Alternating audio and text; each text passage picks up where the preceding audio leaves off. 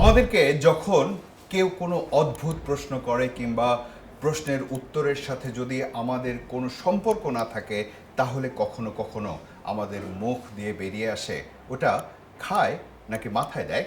কিন্তু আপনাকে যদি সরাসরি জিজ্ঞেস করা হয়, বলুন তো এমন কোনো জিনিস আছে যা খাওয়াও যায় আবার মাথাতেও দেওয়া যায়? আমি জানি আপনারা উত্তরটা খুব সহজেই দিয়ে ফেলবেন, নারকেল তেল। এই যে নারকেল তেলের বহুবিধ ব্যবহার, এই তেলটা খাঁটি বিশুদ্ধ বা ভেজালহীন পাচ্ছেন তো? চুলের স্বাস্থ্য, ত্বকের স্বাস্থ্য, শরীরের স্বাস্থ্য, এমনকি নানা রকম রোগ বালাইতে ব্যবহার করার জন্য যে নারকেল তেল আপনি ব্যবহার করছেন, সেই নারকেল তেল নিজেই স্বাস্থ্যকর তো? খাবারের ভেতরের সত্য উদ্ঘাটনের অনুষ্ঠান ফুড ইনসাইডে আজ আমরা কথা বলবো ভেজালহীন নারকেল তেল নিয়ে।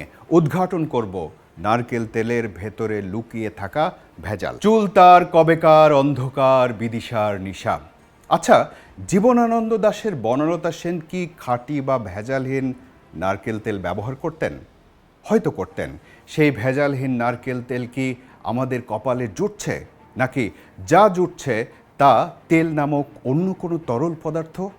এসব প্রশ্নের উত্তর খুঁজতেই আমি মঞ্জুরুল করিম হাজির হয়েছি আপনাদের সামনে। আমাদের সাথে আছেন পুষ্টিবিদ সৈয়দা শারমিন আক্তার। ফুড ইনসাইড, খাবারের ভেতরের সত্য উদ্ঘাটন। সৈয়দা শারমিন আক্তার, আপনাকে স্বাগত জানাচ্ছি আজকের আলোচনায়। আপনি জানেন যে এই অনুষ্ঠানের নাম ফুড ইনসাইড, মানে এর খাবারের ভেতরে বা পণ্যের ভেতরে যেগুলো আমরা ব্যবহার করি, সেটা শরীরের খাবার হতে পারে, আমাদের মৌখিক খাবার হতে পারে, তার একেবারে ভেতরে প্রবেশ করার চেষ্টা করি আমরা। আজ আমরা নারকেল তেল নিয়ে কথা বলবো, কিন্তু তার আগে আমার নিজের একটা প্রশ্ন আছে। সেটা হলো, আমার খুব কিউরিসিটি, জানার আগ্রহ। গাছের মাথায় একটা কিছু ধরে আছে, সেটা মানুষ কিভাবে আবিষ্কার করলো যে এটা এর ভেতরেও একটা কিছু থাকতে পারে যেটা খেতে হবে এবং হচ্ছে ব্যবহার করতে হবে, পানি বা এটার প্রসেস করতে হবে। আপনার মাথায় কি এ ধরনের উদ্ভট চিন্তা ভাবনা কখনো কাজ করে? একটা বিষয় কি যে মানুষ কিন্তু নেচারের অংশ, নেচার থেকেই কিন্তু আমরা শিখি। আমরা হয়তো কখনো দেখেছি যে এখানে কোনো একটা প্রাণী বা পাখি বা কিছু সেখান থেকে কিছু একটা খাচ্ছে এবং সেটা খেলে কি হয়, আল্লাহ তাআলা তো মানুষের ব্রেনে অনেক কিছু দিয়ে দিয়েছে, যার জন্য এবং যা কিছু সৃষ্টি সব কিছু ম্যাক্সিমাম 95% হচ্ছে মানুষের উপকারের জন্য সৃষ্টি, এবং আমরা কিন্তু প্রকৃতি দেখেই শিখি, যার জন্য এই জিনিসটা হয়তো সেভাবে এসছে। আপনি একজন পুষ্টিবিদ হিসেবে যখন মানুষ শুধু ডায়েটিশিয়ান হিসেবে মানুষকে আসলে কি সাজেস্ট করেন? নারকেল তেলের ব্যবহারটা আসলে আপনার প্রেসক্রিপশনে কোন কোন ক্ষেত্রে আসে? একটা বিষয় হচ্ছে নারকেল তেল সবার জন্য না, এই জিনিসটা সবার প্রথম মনে রাখতে হবে যে আমরা যখন পেশেন্ট দেখি আমাদেরকে কিন্তু মাস্ট খেয়াল করতে হয় ওনার বডি কন্ডিশনটা কি অবস্থায় আছে, সেই বিষয়গুলি সব কিছু কিন্তু আমাদেরকে আগে দেখতে হয়। এবং উনি ধরলাম উনি টাইপ 1 ডায়াবেটিস পেশেন্ট একজন, হ্যাঁ, তো সেই ক্ষেত্রে কিন্তু ওনাকে অবশ্যই নারকেল তেলটা দেওয়া যাবে না, বা মাঝে মাঝে যদি উনি খান সেটা খেতে পারেন, কিন্তু উনি রেগুলার বেসিসে এডিবল পোর্শন হোক বা যেভাবেই হোক উনি খেতে পারবেন না। কারণ দেখা যায় যে যদি কার্বোহাইড্রেট খুবই কম থাকে বডিতে, হঠাৎ করে একেবারে কমে যাবে, মানে হাইপো হয়ে যাবে, এবং সেটাতে তাদের মানে সাথে সাথে হয়তো বা হসপিটালে নেওয়ার প্রয়োজন হতে পারে, এই ক্ষেত্রে সেটা দেওয়া যাবে না। আবার কোলেস্ট্রল যদি বেশি থাকে কারোর, এটা তো একটা স্যাচুরেটেড ফ্যাট, কোলেস্ট্রল যদি বেশি থাকে অলরেডি, তাহলে সেই ক্ষেত্রেও নারকেল তেল দেওয়া যাবে না। তবে নারকেল তেলের বিষয়ে আমরা সবাই জানি নারকেল তেলের একটা নিজস্ব গন্ধ আছে। আপনি সবচেয়ে ভালো হয় নারকেলের দুধ যেটাকে আমরা বলি, সেটা যেমন আমরা অনেক খাবারেই তো আমরা মিক্স আপ করি, তাই না? নারকেলের দুধ দিয়ে খেতে কিন্তু বেশ ভালো, আমরা কিন্তু ওইভাবেও সাজেস্ট করি সবসময় যে নারকেল তেলই বলবো তা না, এটা ম্যান টু ম্যান ভ্যারি করে যে মানে অবস্থা বুঝে কাকে কোনটা দিলে হয় সেভাবে আমরা সাজেস্ট করতে পারি। যেমন কিছুদিন আগে ওনার একজন পেশেন্ট দেখেছিলাম যার হচ্ছে প্যানক্রিয়াসের সমস্যা হচ্ছে, তো প্যানক্রিয়াস যদি সমস্যা হয় তাহলে সেই ক্ষেত্রে আপনাকে প্যানক্রিয়াসের কাজটা কিছুটা কমায় দিতে হবে। নারকেল তেল সেইখানে কিন্তু একটু দেয়া যায়, কেন? যে নারকেল তেলটা সরাসরি কাজ করে, ওই যে বললাম যে ওইখানে গ্লুকোজটার প্রয়োজন হচ্ছে না, সরাসরি কাজ করে, এবং প্যানক্রিয়াস থেকে কোনো এনজাইমেরও প্রয়োজন হচ্ছে না। তো সেই ক্ষেত্রে আমরা যদি প্যানক্রিয়াসের কাজটাকে একটু কমায় দিতে পারি, সেটার জন্য প্যানক্রিয়াসটা ভালো থাকবে, হ্যাঁ রেস্টে থাকবে। এই কারণে আমরা সেই জায়গায় নারকেল তেলের ব্যবহারটা করেছি। আচ্ছা, মানুষ তো আসলে ভালো খুঁজতে গিয়ে প্রতি মুহূর্তে ব্র্যান্ডই চেঞ্জ করে, তাই না? এটার পাচ্ছি না, আচ্ছা খোলা তেল ব্যবহার করে দেখি, তারপর এই ব্র্যান্ড থেকে ওই ব্র্যান্ডে যায় আমরা। আপনি বলছিলেন যে এই ভালো পাওয়া না পাওয়ার বিষয়ের মধ্যে সন্দেহের যে জায়গাটা আছে, যে এর মধ্যে ভেজাল আছে, ভেজালটা আসলে হয় কীভাবে? প্রথমত একটা নারকেল তেল যখন তৈরি করা হবে, যদি 100% নারকেল তেল হয়, এটা কস্ট ইফেক্টিভ হবে না। মানে হবে না মিনস হচ্ছে দাম বেড়ে যাবে। আচ্ছা। এবং সেইখানে দেখা যাচ্ছে যে আমাদের দেশে যেই তেলগুলি অ্যাটলিস্ট বাজারে যেই তেলগুলি পাওয়া যাচ্ছে, সেই তেলগুলাতে 20% হচ্ছে নারকেল তেল থাকে, অনলি 20%? আর 80%ই হচ্ছে অন্যান্য জিনিসগুলি থাকে, যেমন ভেজিটেবল অয়েল থাকে, তারপরে সেখানে মানে এইখানে না পাম অয়েলও থাকে। বলেন কি, নারকেল তেলের ভিতরে পাম অয়েল? আবার দেখা যায় কি যে কিছু কেমিক্যাল মিক্স করা হয়। তো এই যে এই বিষয়গুলি যখন মিক্স করা হয়, আপনি তো দেখলে বুঝবেন না, কিন্তু আমরা যখন কিনতে যাই, আমরা যেমন সিল দেখি, তাই না? একটা হচ্ছে আমরা ব্র্যান্ড চুজ করি যে কোন ব্র্যান্ডটা ভালো হতে পারে, আমার পছন্দের একটা এবং brand, বিজ্ঞাপনও সেটার ক্ষেত্রে ভূমিকা রাখে। হ্যাঁ, একটা ব্র্যান্ড আমার পছন্দের হতে পারে। তো সেই জায়গায় ইনগ্রেডিয়েন্টস সব তেলে থাকে না, সব তেলে দেয়া থাকে না, কিন্তু যারা একটু বুদ্ধিমান, আমাদেরকে না সচেতনভাবেই ওনারা আমাদের সাথে প্রতারণা করে।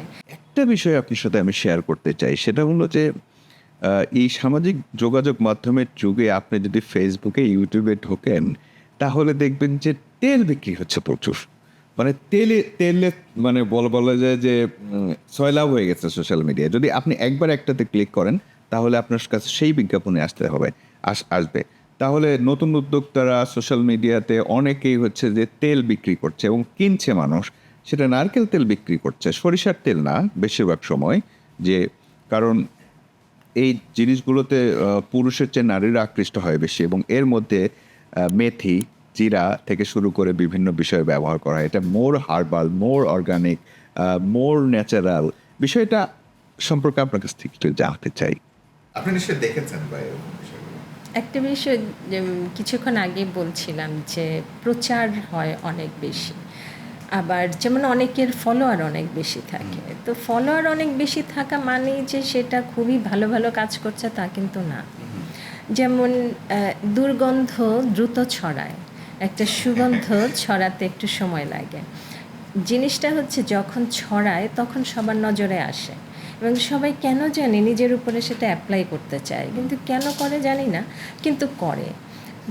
যেমন এটা স্কিন কেয়ার হিসাবে আপনি করেন, সেটা ঠিক আছে, আপনি স্কিন কেয়ার হিসাবে করতে পারেন, আপনার যদি অয়েলি স্কিন না থাকে তাহলে আপনি করতে পারেন, কিন্তু তার মানে নারকেল তেল আপনাকে সুন্দরী বানায় ফেলবে এরকম কোনো কথা না।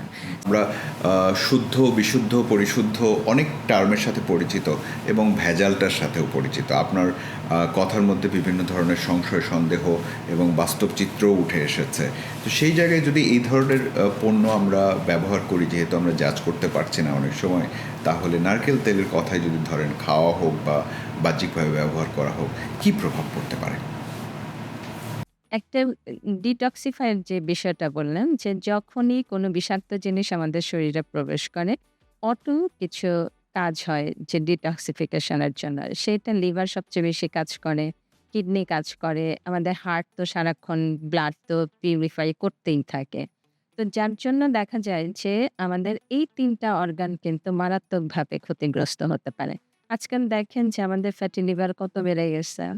আগে কিন্তু এত বেশি ফ্যাটি লিভার ছিল না, এবং ফ্যাটি লিভারকে অনেক সময় মানুষজন শুধু অ্যালকোহলের সাথে তুলনা করতো। আসলে তো তা না।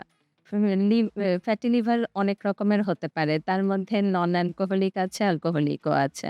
তো সেই ক্ষেত্রে নন অ্যালকোহলিক যেটা, সেটা হচ্ছে আমরা এই ভেজালযুক্ত জিনিসগুলি যদি আমরা খাই, তাহলে আমাদের হচ্ছে এই ধরনের জিনিসগুলি হতে পারে।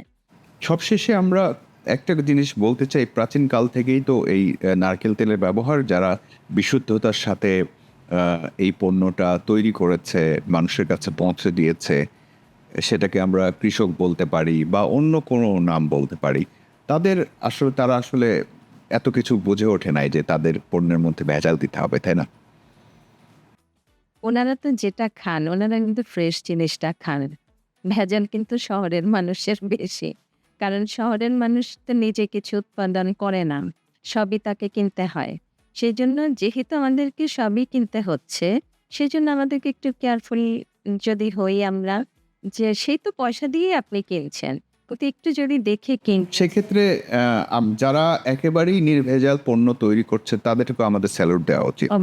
এবং যারা আহ, এটাকে সহজলভ্য করছে কিন্তু মাঝখানে অনেকগুলো পার্সেন্টেজ ভেজাল ইনক্লুড করছে, তাদের উদ্দেশ্যে কি বলবেন আপনি? একটা কথা আছে না, উপর দিকে থুতু দিলে নিচের মুখেই থুতু পড়ে। ভেজাল যারা ভেজাল জিনিস দিয়ে যারা ভেজাল খাবার তৈরি করে অথবা ব্যবহারের কোনো জিনিস যারা তৈরি করে, আল্টিমেট রেজাল্ট কিন্তু এই জিনিসটা তাদের উপরেই আসবে ১০০। আপনি হয়তো যারা ভেজাল বানায় ওই তেলটা তার পরিবারে কখনোই উনি রাখেন না এবং দেনও না। কিন্তু এই রকম ভেজাল আপনি যখন যেই জায়গাটায় ভেজাল মেশাচ্ছেন, আরেকজন যে সেই ভেজালটা মেশাচ্ছেন আপনি তো জানেন না। আপনি যদি এমন হয় যে আপনি অন্য জায়গা থেকে খুব ভালো মনে করেই আপনি কিছু একটা কিনলেন। তার মানে যে জিনিসটা আপনি অন্যের জন্য করলেন সেটা যে আপনার উপরে হবে না তার তো কোনো গ্যারান্টি নাই।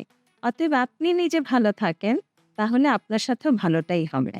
তার মানে একজন যদি মনে করে এই পণ্যটা খারাপ, আমি জানি ব্যবহার করছি না, কিন্তু আসলে তো আমরা ভেজালের বৃত্তেই বন্দী হয়ে গেছি। সৈয়দা শারমিন আক্তার, আপনাকে অনেক ধন্যবাদ। আমরা একটা নারকেল তেল সম্পর্কে এত কিছু জানার ছিল, আগে ধারণা ছিল না। আপনার প্রতি অনেক কৃতজ্ঞতা আমাদের সাথে যোগ দেওয়ার জন্য। ফুড ইনসাইড, খাবারের ভেতরের সত্য উদ্ঘাটন।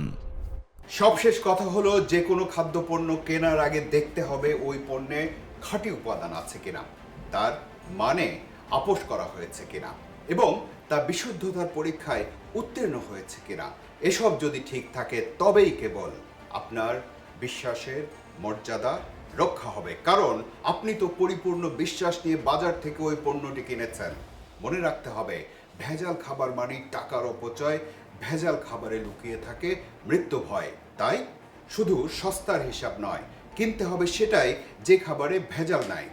আজ এ পর্যন্তই। ফুড ইনসাইডের পরের পর্বে হাজির হব অন্য কোনো খাবারের ভেতরের গল্প নিয়ে। ভালো থাকুন।